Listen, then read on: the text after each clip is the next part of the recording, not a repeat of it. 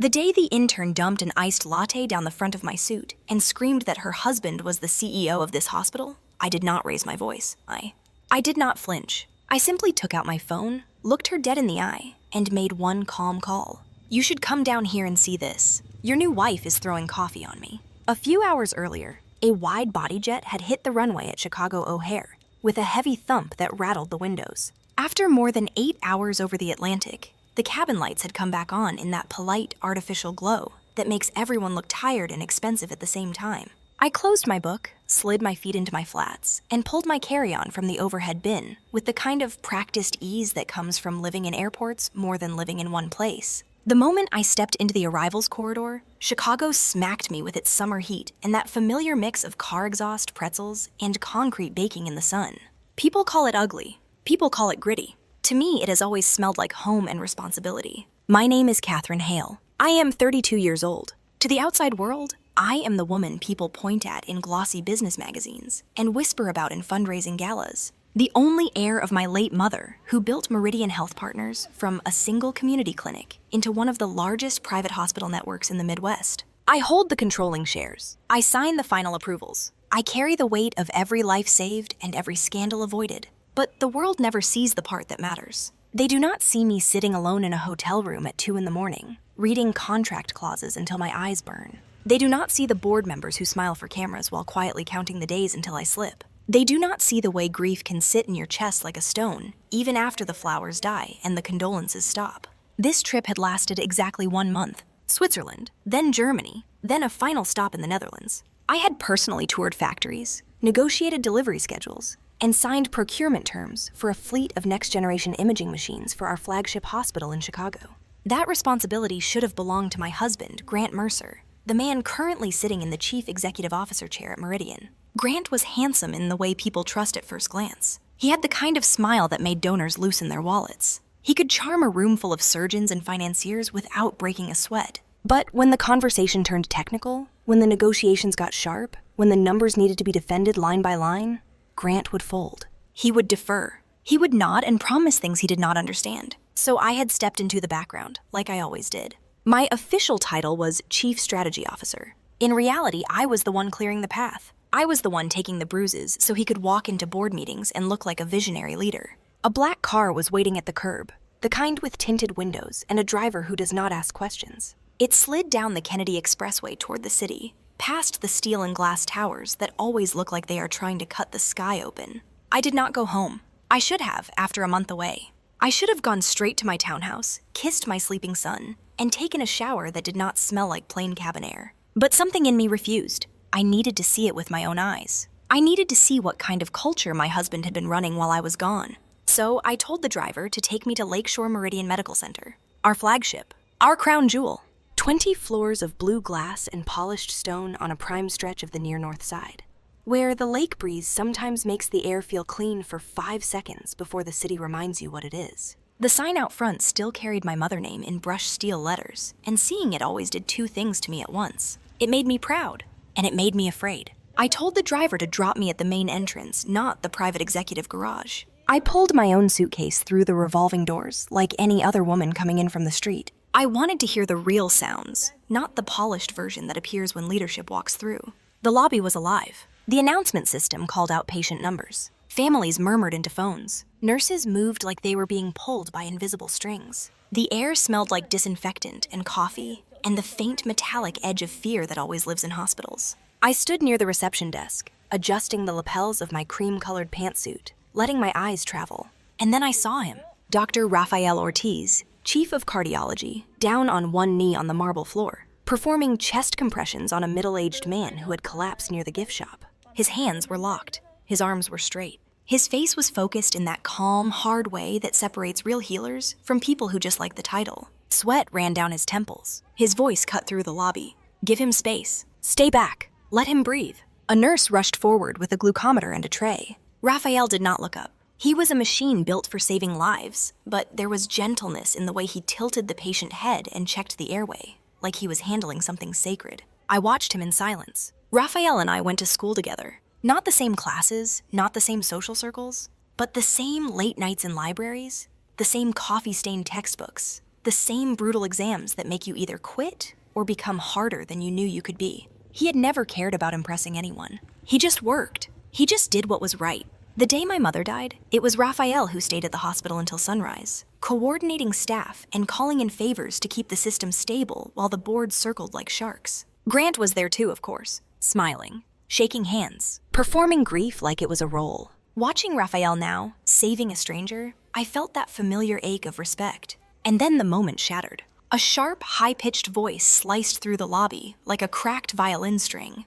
"Are you kidding me right now? I told you to park my car in the shade." I turned. Near the revolving doors, a young woman stood with her hips cocked and her phone held high like she was filming a music video. She was maybe 22. Heavy makeup, lip filler, nails like claws, a dress so tight and bright it looked like it had been sprayed on, completely inappropriate for a medical setting. Pinned to her chest was a badge. Intern. Her name read Madison Vale.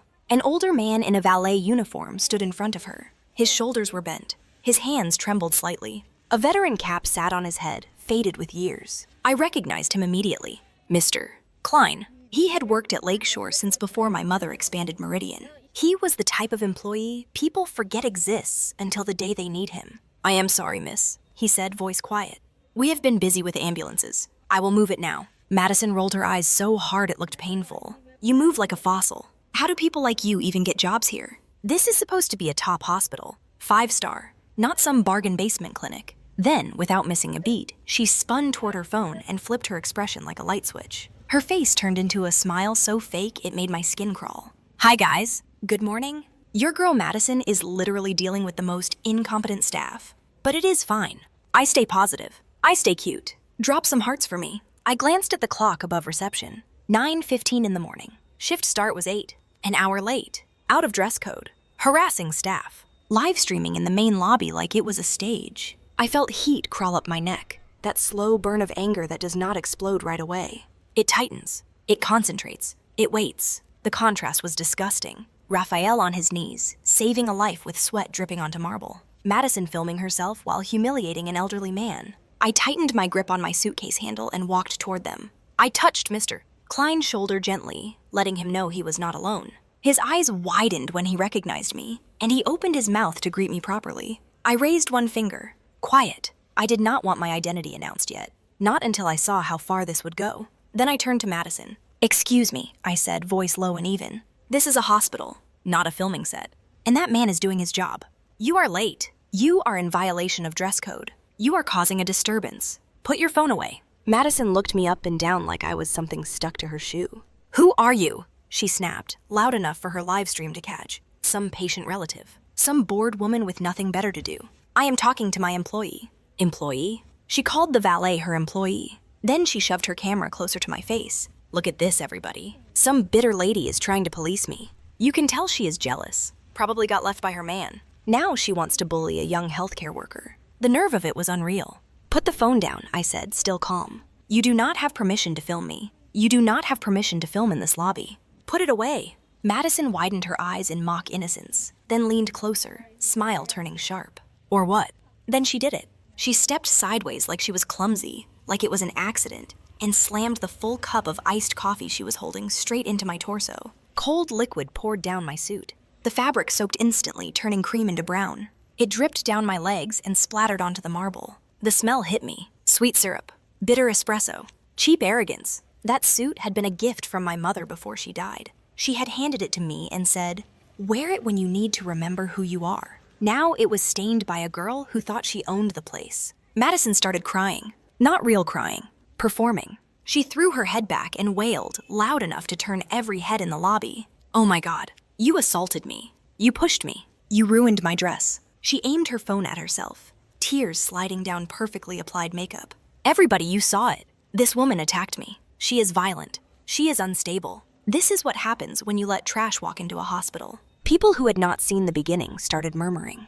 A few pulled out phones. A few stared at my stained suit like it proved her story. Madison leaned close enough that only I could hear her whisper, "You are going to apologize right now, and you are going to pay for my dress." Then she smiled, teeth bright, eyes cruel. "Do you know who my husband is? My husband is the chief executive officer of this hospital. He will have you thrown out. Blacklisted. No doctor in the city will ever treat you again." I stared at her. For a moment, something inside me went very quiet. Not numb, not defeated, just clear. I took a handkerchief out of my bag and dabbed my hands, slow and deliberate. I lifted my chin. I looked at her like she was a clinical specimen. You said your husband is the chief executive officer, I repeated. Madison smirked, thinking she had me cornered. Yes, Grant Mercer. He runs this place, and he loves me. So you are done. A tall figure stepped between us. Raphael. He had just finished stabilizing the patient. A team had wheeled the man away, alive, breathing. Raphael walked over, his scrubs marked with sweat,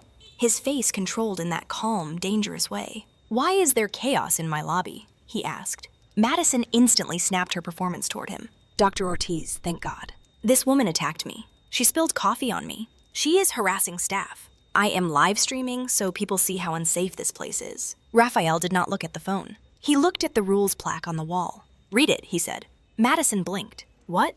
Read the first rule, Raphael said, voice flat. Madison scoffed but glanced over. Respect all patients, families, and staff. Second rule, Raphael continued. No filming on premises without authorization. Third, professional attire required at all times. Raphael looked back at her. How many rules have you violated in the last 5 minutes? Madison bristled. I am a special case, Grant said. I can do what I want. You are just a doctor. You are hired help.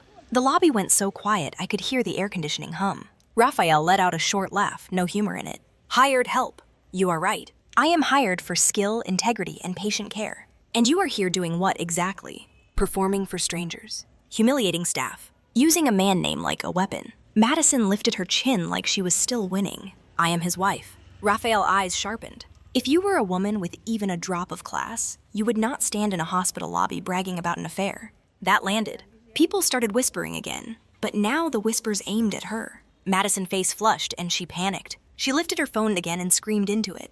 Grant, baby, come down. They are attacking me. I touched Raphael's arm lightly. Do not dirty your hands, I whispered. Let her talk. I want everyone to hear what happens next. Then I pulled out my phone. I called Grant. He answered after a long ring, voice hushed, forced warmth layered over irritation.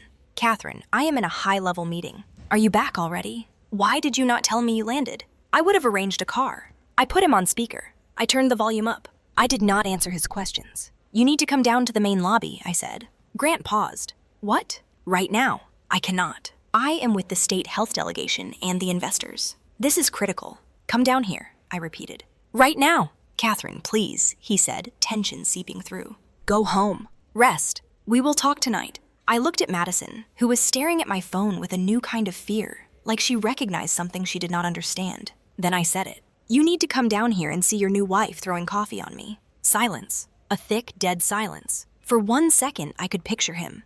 The way his face would drain. The way his throat would tighten. The way his mind would scramble. Then he spoke, voice cracking. Catherine, what are you talking about? What new wife? 5 minutes, I said. If you are not in this lobby in 5 minutes, my attorney will walk into your conference room with paperwork. You will not enjoy signing in front of your investors. I ended the call. I did not tremble. I did not cry. I stood there in my stained suit in the middle of my mother's hospital, and I waited. The silence in the lobby was not empty. It was loaded. Patients lingered. Nurses slowed. Security watched from the corners. Madison gripped her phone so hard her knuckles went white. Who are you? She whispered. I smiled at her, small and cold. Do not stop filming, I said. Keep it rolling. Let them see how your husband handles his legal wife. 5 minutes later, the executive elevator doors opened. Grant Mercer stumbled out like a man running from a fire. His suit was wrinkled. His tie was crooked. Sweat shined on his forehead. His eyes darted across the lobby until they locked onto me. And in that instant, I watched him understand that his life had just split open. Madison practically ran to him, clinging to his arm.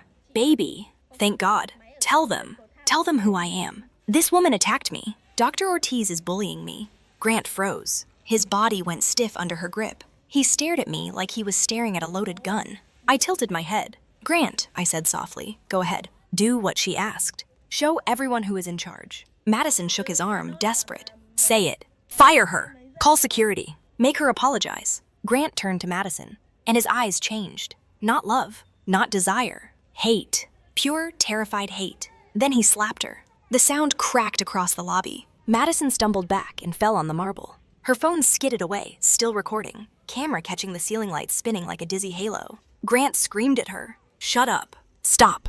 You are not my wife. I do not even know you. You are delusional. The lobby gasped. Madison stared up at him, hand pressed to her cheek, shock turning into fury. You do not know me, she shrieked. Then who was in my bed at the peninsula last night?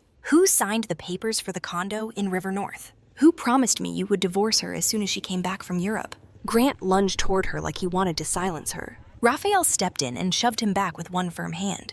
Enough, Raphael said. You are disgracing this hospital. I walked forward, slow. The click of my heels sounded like a verdict.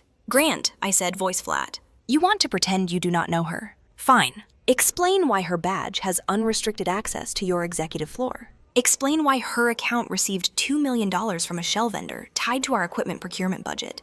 Grant's face went gray. He opened his mouth, then closed it. He tried to recover. Catherine, listen.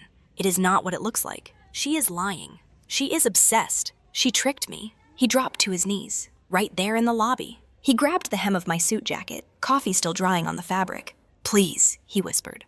Please. 10 years. Our son. The board. Do not do this here. I looked down at him. I felt nothing but a quiet disgust. 10 years, I repeated. When you stole money meant for patient care to buy her a condo, did you think of 10 years? Grant started sobbing. Not grief, fear. Then a familiar voice cut through the crowd. Madam Hale. My attorney, Naomi Pierce, walked in with a thick folder tucked under her arm like a weapon. She wore a dark suit, hair pulled back tight, eyes sharp. The kind of woman you hire when you want the law to feel like a blade. She handed the folder to me. Bank statements, property contract, security footage, vendor trail, all verified, all admissible. I opened it and let the pages slide onto the floor in front of Grant. Paper scattered like fallen leaves. Numbers, names, dates, signatures. People leaned in. The truth has a smell.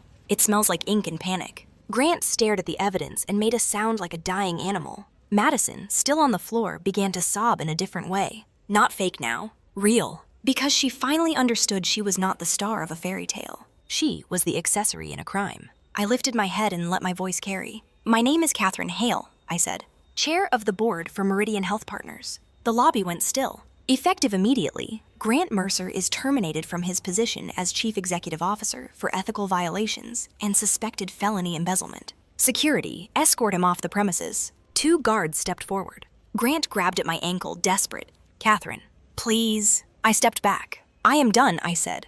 And in that moment, something in me shifted. Like a door closing, like a chain snapping. The silence was over. Grant was hauled to his feet and dragged toward the exit. His expensive shoes scraped on marble. His suit jacket twisted. He tried to look dignified, but dignity does not survive when truth is holding you by the throat. I turned to Naomi. Freeze every joint asset. Lock every account. File the divorce petition today. I want him unable to move $1 without a judge permission. Naomi nodded.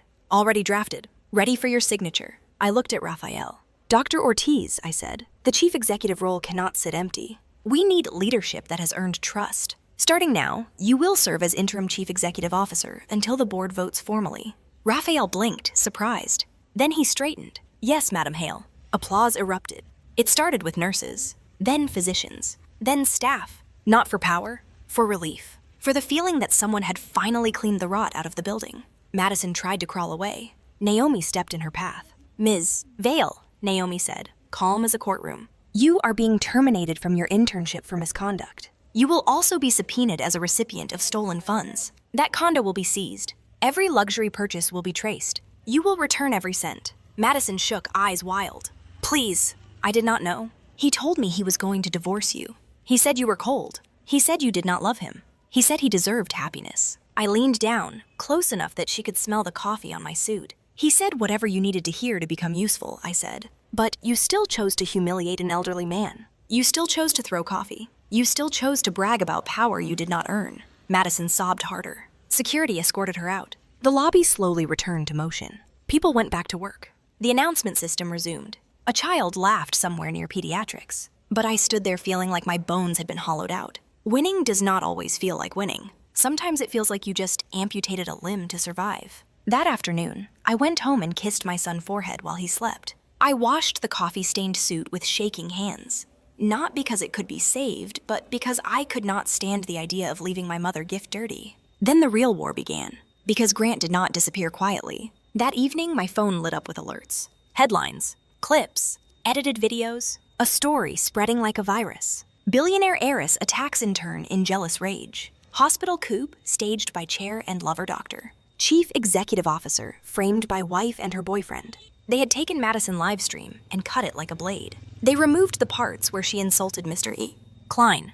They removed the part where she threatened me. They kept only my stern face. Raphael standing beside me. Grant on his knees. They poured a narrative over it like poison. Thousands of comments appeared within minutes. Too fast to be organic. She looks evil. He looks terrified. The doctor is obviously her lover. Rich people always get away with it. Naomi walked into my living room with her laptop open and her jaw tight.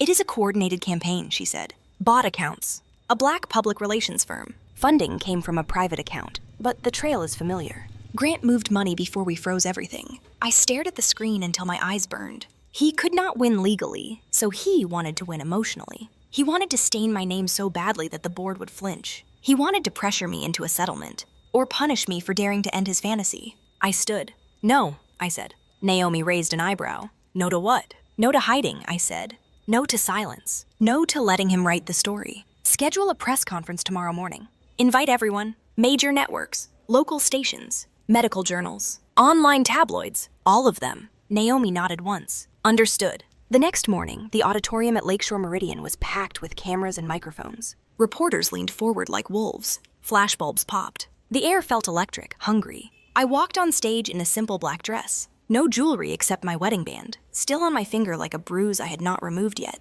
Raphael stood beside me in a white coat, posture steady. I gripped the podium. "My name is Catherine Hale," I said. "I called this press conference to defend the integrity of Meridian and the staff who save lives here every day. What you are seeing online is a malicious fabrication designed to distract from documented embezzlement and abuse of power." A reporter stood.